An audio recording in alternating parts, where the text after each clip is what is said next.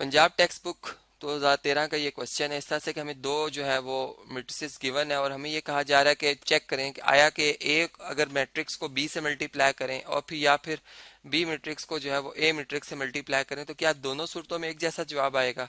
Basically इस property का नाम होता है जी कम्यूटेटिव प्रॉपर्टी, जो कि हमने देखा था कि नंबर्स में अंडर मल्टीप्लिकेशन जो है ये होल्ड करती है। अब हम मैट्रिसेस के हवाले से देख रहे हैं कि कम्यूटेटिव जो लॉ है या इसको प्रॉपर्टी कह रहे हैं हम कि ये क्या होल्ड करती है या नहीं करती। तो ये मैंने यहाँ पर मल्टीप्लाई का सिंबल लगाया और एक क्वेश्चन मार्क है जी यहाँ पर, चूंकि आया यहाँ पर हम ये बात कंफर्म कर लेंगे फिर कि होल्ड करती है या नहीं। तो देखें यहाँ पर जो जैसे सबसे पहले जो हमारे पास अगर हम साइड देखें तो ये हमारे पास जो साइड आ रही है जी ये है लेफ्ट हैंड साइड, जिसमें आप ए मैट्रिक्स को बी मैट्रिक्स से मल्टीप्लाई कर रहे हो, जबकि हमारे पास जो बी मल्टीप्लाई बाय ए है ये हमारे पास राइट हैंड साइड है, यानी इसमें हम अ, जैसे मैंने बताया कि बी को ए से मल्टीप्लाई करेंगे। अब सबसे पहले जब हम सोल्यूशन स्टार्ट करते हैं तो कोई भी एक साइड लिखी जा सकती है, जैसे चले मैं लेफ्ट हैंड साइड लिखता हूँ और लेफ्ट हैंड साइड जो है वो है G A matrix multiply by B matrix. ठीक है, अब जो ए मैट्रिक्स है हमारे पास, अब इसमें अगर आप देखें तो इसके जो रोज की तादाद है इस तरह से अगर हम देखें तो दो है। ठीक है, यानी इस सिम्त में जो हमने एलिमेंट को अरेंज किया हुआ वो दो हमारे पास लाइन है। अगर हम वर्टिकल लाइंस के वाले से देखें तो तीन लाइनें आती हैं हमारे पास, तो ऐसा हम ये कहेंगे कि इसमें कॉलम्स जो है वो हमारे पास तीन है। फिर अगर हम यहाँ पे आ जाते हैं बी मैट्रिक्स के हवाले से तो इसमें एक रो, दूसरी रो, तीसरी रो, यानी इसमें थ्री रोज हैं, हम थ्री लिखेंगे। और फिर अगर हम कॉलम्स के वाले से देखें तो वन एंड वन टू, तो ये वन थ्री बाई टू इसका ऑर्डर बना। तो अब इसमें सबसे पहले जी मल्टीप्लाई करने से पहले देखा जाता है कि पहले मैट्रिक्स के कॉलम्स की तादाद जो कि थ्री है, यहाँ पे मैं लिख भी देता हूँ कि कॉलम्स हैं जी हमारे पास। ठीक है, जबकि अगर हम यहाँ पे देखें तो ये थ्री जो रिप्रेजेंट कर रहा है ये रोज को रिप्रेजेंट कर रहा है, इस मैट्रिक्स में रोज की तादाद जो कि बराबर है। तो ये अगर बराबर हो जाए तो हम कह देते हैं कि ये कंफर्म एबल है फॉर मल्टीप्लीकेशन। तो यहाँ पे एक सेंटेंस लिखेंगे कि हमने इसको कंफर्म किया, ये कंफर्म एबल है जी फॉर मल्टीप्लीकेशन। ठीक है, अब मल्टीप्लीकेशन के लिए तो चले कंफर्म है, मल्टीप्लाई कैसे करना है उसका भी एक तरीका हम यहाँ पे समझते हैं।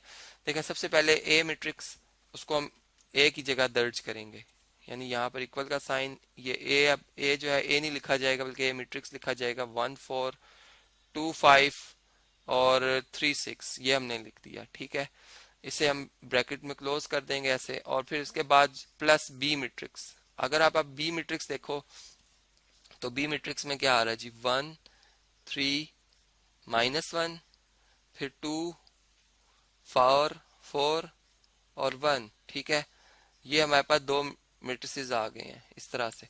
अब हम अगर इन्हें मल्टीप्लाई करना चाहते हैं तो देखें हम ये भी यहाँ पर इस चीज़ का अंदाज़ा लगा सकते हैं कि हमारा जो मल्टीप्लाई करने की, सॉरी यहाँ पर हमने मल्टीप्लाई करना था, मैंने प्लस का सिंबल लगा दिया, इसे बल्कि रेस करते हैं जी, ये मल्टीप्लाई का सिंबल है। ठीक, यहाँ पर हमने मल्टीप्लाई करना है इसे, और अब हम ये देखने जा रहे हैं कि क्या जो हमारे पास आंसर आएगा उसका क्या ऑर्डर होगा। यानी हमने देखा कि हमारे पास जो ए मैट्रिक्स है अगर इसके रोज की तादाद गिनी जाए तो इसमें रोज की तादाद कितनी है जी, दो है। ठीक है, तो मैं यहाँ पर रोज की तादाद जो है वो दो लिखूंगा, और इसमें अगर कॉलम की तादाद देखी जाए दूसरे मैट्रिक्स में तो वो भी दो है, तो यहाँ पर कॉलम की तादाद लिखी जाएगी। तो अब हम इन्हें मल्टीप्लाई कैसे करेंगे, यानी पहली रो हम कंसीडर करेंगे फर्स्ट मैट्रिक्स की। ठीक है, और इसको मल्टीप्लाई किया जाएगा फर्स्ट कॉलम ऑफ, यानी जो सेकंड हमारे पास मैट्रिक्स आ रहा है। तो अब मल्टीप्लाई जो है ना बेसिकली वो एडिशन की एक सिंपल फॉर्म है, यानी हम ये बात जानते हैं अगर हम क्लास में या किसी कहीं भी हम 1 + 1 + 1 हम इन्हें ऐड करें अलग अलग तो हमें फोर, इसकी वैल्यू 4 आती है, या अगर हम 4 को सिंपल 1 से मल्टीप्लाई करें तो हम देखते हैं कि हमारे पास इसका जवाब क्या आता है जी, 4 ही आता है। यानी दोनों सूरतों में जवाब एक ही जैसा आ रहा है। इसका मतलब है कि हम जो मल्टीप्लाई है वो एक एडिशन की सिंपल फॉर्म है। इसमें जो फर्स्ट एलिमेंट है वो फर्स्ट से मल्टीप्लाई होगा, यानी 1 1 से मल्टीप्लाई हो जाएगा ऐसे, प्लस फिर हम प्लस क्यों करेंगे इसका रीजन मैंने आपको बताया कि एडिशन की अनदर फॉर्म है। अब हमारे पास नंबर चूंकि डिफरेंट आ गया, अब 2 3 से मल्टीप्लाई हो रहा है यानी ये 6 है बेसिकली, तो हम इसको 2 × 3 लिखेंगे। ठीक है, और फिर इसी तरह 3 जो है ये मल्टीप्लाई हो जाएगा -1 से। इस तरह से, यहाँ पर 3 और ये -1। अब अगर आप देखो तो ये हमने जैसे लिखा 1 2 3, ठीक है, और यहाँ पर हम मल्टीप्लाई कर रहे हैं किससे जी, यहाँ पर हम मल्टीप्लाई कर रहे हैं इसे 1 3, या चलें इस तरह से मैं लिख देता हूँ, यहाँ पर इसको हम ऐसे लिख देते हैं जी कि ये 1 3 और -1। तो अगर हम इन्हें ब्लॉक में देखें इस तरह से, तो ये हमारे पास इस तरह से एक शेप बन जाती है, यानी इसे आप 7 के तौर पर रीड कर सकते हो, ठीक है, या हम ये एक इस तरह से कहेंगे कि एक हमारे पास इस तरह से कॉर्नर बन रहा है, ठीक है, जिसमें कि फर्स्ट फर्स्ट से मल्टीप्लाई होता है, सेकंड सेकंड से मल्टीप्लाई होता है, और थर्ड थर्ड से मल्टीप्लाई होता है, और ये ऐड हो जाते हैं। तो यहाँ पर भी कुछ ऐसे ही है जैसे मैंने तरतीब आपको बताई। अब हम इसी तरह, और यहाँ पर एक और बात कि जब हमने मैट्रिक्स यहाँ पे बनाया तो इसमें ये जो एंट्री हमने एंटर की है ये फर्स्ट रो और फर्स्ट कॉलम की, यानी अगर आप यहाँ भी देखो तो मैंने फर्स्ट रो को फर्स्ट कॉलम से मल्टीप्लाई किया और इधर लिखा, यानी जिस रो को जिस कॉलम से मल्टीप्लाई करेंगे जो आंसर वाला मैट्रिक्स है उसको उस जगह पर लिखा जाएगा। जैसे फर्ज करें यहाँ पर इस ब्रैकेट को थोड़ा सा बल्कि यहाँ से हम उठाते हैं जी, इसको थोड़ा आगे शिफ्ट करना पड़ेगा तो चलें ताकि स्पेस जरा हमारे पास अवेलेबल हो जाए। तो अब आप देखेंगे यहाँ पर भी अगर हम ऐसे ही मल्टीप्लाई करें तो 1 जो है वो 2 से मल्टीप्लाई हो गया। अब देखें ये फर्स्ट रो और सेकंड कॉलम में मैं लिख रहा हूँ, तो मैं इसलिए अब सेकंड कॉलम की एंट्रीज के साथ इसको मल्टीप्लाई करने जा रहा हूँ, ठीक है। तो अब आप देख सकते हैं फर्स्ट को फर्स्ट के साथ मल्टीप्लाई करना हमने, 1 को 2 के साथ, प्लस फिर इसी तरह हमारे पास जो 2 है ये मल्टीप्लाई होगा 4 के साथ, और इसी तरह फिर हमारे पास जो 3 है ये मल्टीप्लाई होगा 1 के साथ। तो बल्कि यहाँ पर मैं एरोज भी शो कर देता हूँ कि ये इससे मल्टीप्लाई होगा फर्स्ट फर्स्ट से, ये सेकंड से मल्टीप्लाई हो रहा है, और ये जो है वो थर्ड से मल्टीप्लाई हो रहा है, इस तरह से। फिर से जब हम सेकंड रो में आ जाते हैं तो सेकंड रो की अब प्रॉपर्टी जारी बात है, इधर भी मैं सेकंड रो, लेकिन मैं फर्स्ट कॉलम में तो मैं सिर्फ फर्स्ट कॉलम से मल्टीप्लाई करूंगा, यानी मैं 4 को मल्टीप्लाई करूंगा 1 से, तो 4 इंटू 1 आएगा। फिर मैं प्लस 5 को मल्टीप्लाई करूंगा 3 से यहाँ पर इस तरह से। फिर हम जो है वो 6, यानी ये देख रहे हैं 6 जो है मल्टीप्लाई होगा -1 से।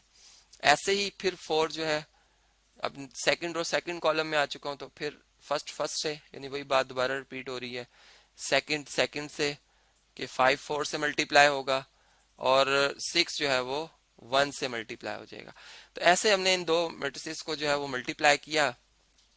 अब आप देखें कि यहाँ पर हमारे पास ये बनता है 1, ये 6 -3, यहाँ पे 4 15 -6, ठीक है, यानी प्लस माइनस माइनस हो गया। और वही बात कि 2 3 6 5 3 15 जो मैंने लिखे यहाँ, ऐसे ही 1 को 2 से मल्टीप्लाई करेंगे 2 को 4 से 8, और 3 1 3। इस तरह 4 को 2 से मल्टीप्लाई करेंगे 8, 5 को 4 से 20, और 6 को 1 से तो 6 आ जाएगा। अब अगर हम यहाँ पर इसको फिनिश करें तो ये हम देख रहे हैं कि जी हमारे पास इसका जवाब क्या आता है। ये हमारे पास बन जाता है 7 7 -3 4, ये 4 आ रहा है। यहाँ पे अगर हम देखें 4 को प्रॉपर लिखते हैं जी, 4 आ रहा है। यहाँ पे अगर आप देखो तो 19 में से 6 माइनस करो 13, यहाँ भी ऐसा ही है कुछ के 10 + 3 13, और यहाँ पर 20 + 8 और 6 कितना बना जी 34 बन गया। ये हमारे पास आ गई है इक्वेशन नंबर 1।